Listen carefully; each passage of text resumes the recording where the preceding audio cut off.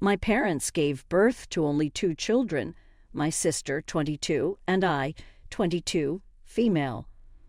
I don't know what I did, but since the day my sister was born, I became almost invisible. She was the child that everyone got attached to and wanted to play with. I, on the other hand, was more withdrawn and antisocial. I liked my space right from my younger years. My sister always got what she wanted, and I had to get what my parents felt I needed.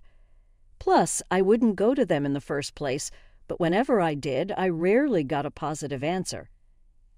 And because of that, I started to slowly dislike my sister. We were so different from each other. In high school, I was the nerd and she was the popular kid. Most people didn't believe that we were related, and sometimes she said that I embarrassed her. That hurt me a lot. My sister had no trouble making friends or socializing whenever we got to a new place, while my parents gave birth to only 2 children, my sister, 22, and I, 22, female. I don't know what I did, but since the day my sister was born, I became almost invisible. She was the child that everyone got attached to and wanted to play with. I, on the other hand, was more withdrawn and antisocial. I liked my space right from my younger years. My sister always got what she wanted, and I had to get what my parents felt I needed. Plus, I wouldn't go to them in the first place, but whenever I did, I rarely got a positive answer. And because of that, I started to slowly dislike my sister. We were so different from each other. In high school, I was the nerd and she was the popular kid. Most people didn't believe that we were related, and sometimes she said that I embarrassed her. That hurt me a lot. My sister had no trouble making friends or socializing whenever we got to a new place, while I would have to get comfortable first. I was also less likely to be the one to approach someone to speak. I had talents, but I was usually very shy, so only my close friends, who were very few, knew me. My best friend, male, 27, who was socially awkward like I was, always assured me that I was an amazing person. His experience was different from mine because his parents adored him, so he didn't have personality issues like I did. I was always anxious and found it hard to trust people because I thought they wouldn't see me for who I truly was, and they would treat me like my family did. I had a really hard time during my formative years, and my only voice of reasoning was my best friend. We were both kids, and had he known better, he would have known how to help me. You could imagine a teenager with an identity crisis growing up into an adult. That is a recipe for disaster. Now that I look back, I cringe at the things I did to get attention and please people, things that were the direct opposite of who I was and what I stood for because I wasn't comfortable in my skin. My sister, on the other hand, was blossoming, and she kept being the golden child. At the time, I didn't think that my parents knew what they did to me and how their actions affected me, but I still blame them for not being there for me. Someone could have noticed that something was up with me, but they were lost in the clouds with their baby, my sister. Years passed, and we kept growing apart. I wasn't close to my sister, and the reason is obvious. I was angry at my parents and more jealous of her. I thought that she should have noticed that she got all the attention and could have channeled some to me, or at least said something to our parents. Instead, she loved the attention and laughed at me with her friends. Well, my nerdiness turned out to be in my favor because I got a full-ride scholarship and excelled in my academics and professional career. Last year, the golden child got married, and you can imagine my parents paid for everything, including her honeymoon. My mom said they were going all out at my sister's wedding because they were worried I wouldn't get married. So if this was the only wedding they were going to have, they were going to go all out for it. That didn't even hurt because I had a boyfriend before then. I wasn't ready for marriage or any relationship because I wanted to fix myself first and begin to love myself because I realized I couldn't love someone else if I didn't love myself. I couldn't get to know someone and care for them if I didn't know who I was and care for myself. After I was successful with that, I met my fiancé. I told him my story, and he seemed to even love me more despite all the mistakes I made trying to fit in. I love him. I love him with all my heart, and I am thankful to him for showing me what love is and how to love. He helped me come out of my shell, and now I don't hold back on anything. I know who I am, and that worsened the situation, but I was just being brutally honest. I didn't consider them as the most important people in my life, and the wedding was a small one, so I wanted to have the most important people around me, though I can admit that I also wanted to spite them too, if I'm being brutally honest. I didn't care that they were angry at me. It wouldn't be the first time, but they didn't seem to let this one slide. My mom and sister found my new house I moved in with my husband and came to scold me. I call it that because I don't think they intended to have a civil conversation. Because all they did was scream at me, so I asked them to leave, and they shouldn't come back except they wanted to behave like civilized human beings. I left them and went to my room and locked the door behind me. I came out a few hours later and saw that they had met my husband, and he asked him to wait for me. I was upset that he asked them to wait because I didn't want to talk to them at all. I knew he did it because he had always wanted me to make up with my family. He said that if I could do that, then I would heal completely. He also didn't like how I got when my family came up, so he wanted me to be comfortable and completely happy. I understood him, but I was being stubborn. My mom started to scold me again, and then my husband stepped in and cautioned her. He told her that the only reason he asked him to stay was that he knew it was the right thing to do. But if she didn't behave properly, she and my sister would have to leave, and he wouldn't try to get us to talk again. My mom knew he wasn't joking, so she calmed down. I told them that if they really wanted to talk, then the whole family had to be present, and Dad was missing, so it was either he came now or we spoke at a later time. They left because Dad couldn't make it that day. They returned during the weekend, this time with my dad. He was more disappointed than angry that he didn't attend my wedding. I told him that he had no right to be because he was never there for me. They always neglected me and made me feel like there was something wrong, and my younger sister was the standard. I always had to sacrifice for her. They had no idea how much that affected me. I struggled so much and was anxious all the time. I didn't know how to speak up for myself and have a mind of my own because I thought I shouldn't have a say. They also taught my sister to treat me badly, and they never corrected her. And this was confirmed at her wedding. They paid for it in full, and Mom even commented that they did that because they were not sure I was going to get married. They were always insensitive to the way I felt and made me feel like I didn't deserve to be a part of the family. It wasn't just my sister's wedding, but how they treated me since she was born. At some point, I craved their attention, but I never got it because my sister had all of it. I gave him specific instances of how they treated me differently and how it made me feel.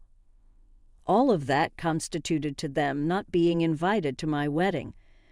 I didn't think I needed people who constantly caused me pain on one of the happiest days of my life. I also let my sister know how I felt about her and about the way she treated me. They felt ashamed and apologized. My sister said that she did that because she was jealous of me. I was stunned. What could she have to be jealous of?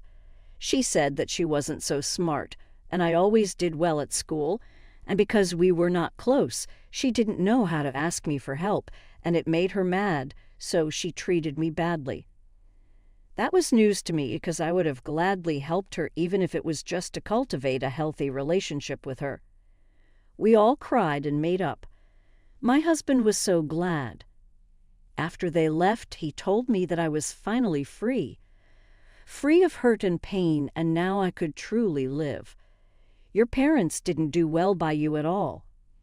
I'm happy they didn't attend your wedding, because if they did, you probably wouldn't have had the opportunity to tell them how you actually felt. You and your sister sure made some mistakes. Even if your parents were being shitty, you and your sister should have found a way out. She was jealous of you and you were jealous of her. Seems to me that simple communication would have solved the problem that hurt both of you for years. Next story. I, 16, female, mom died of cancer. My dad got remarried to another person and ended up having more kids. It was really hard on me, but I tried, and I'm still trying to be supportive because I guess he can replace his wife, because people do that all the time, but I can't replace my mom. I am not going to lie, it was very difficult to see her in my mom's bed and using the cups my mom drank from, etc. Even though it's been a few years, it hurts my feelings when she participates in traditions my mom had with us because I personally don't think she has a right. But I also don't like celebrating any of her traditions and going to see her family, which I guess makes it hard. I don't say anything about these things because what's the point? My dad's whole personality is different since he married her and had more kids, so I have accepted I don't have my dad either and have a countdown app on my phone for when I turn 18 so it feels like there is an end in sight. My dad and his wife are not abusive in any way, but I still prefer to go elsewhere and don't consider myself part of the family, and slowly coming to terms with the fact that my dad did replace my mom and me, but that it's okay because he still loves me. It makes me really depressed to be around their kids because please don't think I mean to say this. Siblings go through things together, and the worst things that have happened to me are things they don't know. My mom dying, dad changing, dad getting remarried, etc. I told my dad and his wife that I would be very uncomfortable if the kids they had together grew up not knowing that I had a mom who died, and that was my deal breaker. I called my stepmom by her first name, and my heart brother asked why I don't call her mom, and my half-sister said, "Yeah, she's your mom." When I told them that my mom was dead and their mom isn't my mom, my stepmom did explain to them again, and I get that. They are young, but they have been told so many times. I ended up just leaving and driving to my grandma's, mom's mom, and texted my dad I would be there. My dad and his wife kept calling me and texting, but I just turned off my phone and took a nap. My dad ended up coming to my grandma's, but I refused to see him. My stepmom stopped by today, too. So now I would like to know if I am being in a hole. I would like to tell my dad that he failed as a dad and a husband because he still is my dad and will always be my mom's husband, and to tell my stepmom that her presence makes me depressed, but that would make me in a hole. Reading all of your replies, you are a bitter child, and the therapy is not helping you. Your stepmom and your father can't win with you regardless of anything they try, and you've openly said this. You want your stepmom to admit she only has her family because your mom died. Kid, she knows this already. I get you're hurting, but you're in a hole. You also can't be angry your dad hasn't asked to come sit in at a therapy session with you when you've never asked him to because you know he'll say yes and come with you. Or maybe just a little understandable. We TA. I see nothing your dad or step have done to be TA. Siblings do not share all experiences and pain even with two parents, so don't write off the littles. You've been dealt a tough hand, but it seems like they care for you. Therapy, look at things from others' perspectives a bit. Next story. I know the title seems bad, and it probably is, but I don't know what else to do. My wife, 28, female, and I, 33, male, have 2 children, A, female, 2, and B, male, whom we both love more than anything. Last year, I found out I also have another daughter, C, 13 years old. Her mother never told me about her. I don't blame her. Ours was just a weak relationship, and she lives in another town. She went back to her own town before finding out she's pregnant, and she decided that it was best for her to raise the child by herself.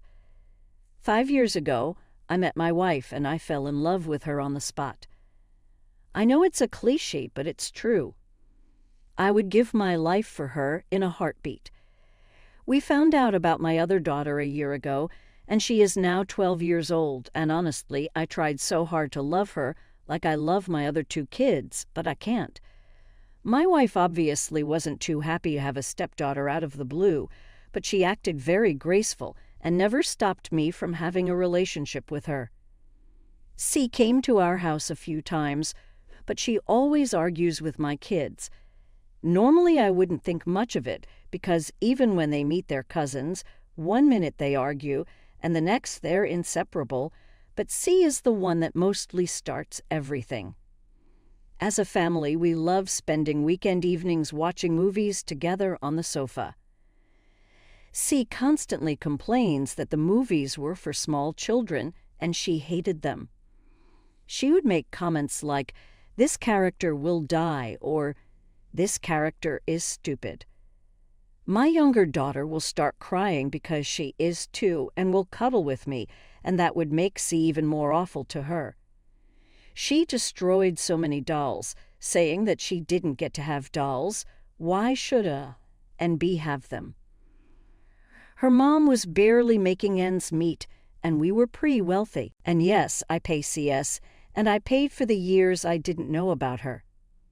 Many comments and actions made my wife pretty angry, and she told me that unless C goes to therapy, she is not allowed around our kids again. And if she comes to the house, she takes her kids and will go to her mom's for the days C stays here. This is the part that will make me in a hole. I don't love C. I don't like spending time with her, and I definitely don't want to lose my family for her. I know it sounds awful, and I really tried so hard to feel differently, but I can't. I told her mom about the therapy, and she started accusing my wife, saying that she just wants to destroy my relationship with C and she's an awful stepmother. I told her that if she won't put C in therapy, I'm no longer willing to put up with her, and I won't, under any circumstances, risk losing my family for her. She called me a lot of names, said I'm in a hole, and how could I put my wife over C? Have you had a paternity test? You can't surprise someone with a child and get backdated child support. This is hard for everyone. You are going to struggle to form a relationship with the negativity surrounding the interactions. Why don't you cut back? Why don't you take C for a milkshake and a chat? Go hang out at a library, take her to a movie. She won't be competing, and your other children are young enough to accept this with no major issues. You can form a relationship with your daughter without causing burdens to your wife. I feel for C. She sounds intolerable, but she's also suffering and struggling. Why her mother thinks she doesn't need therapy is beyond me. I think you are trying super hard in an awful circumstance. Maybe some therapy for yourself too. Keep going, Dad. Thanks for watching. Please like, and share this video. Also subscribe my channel.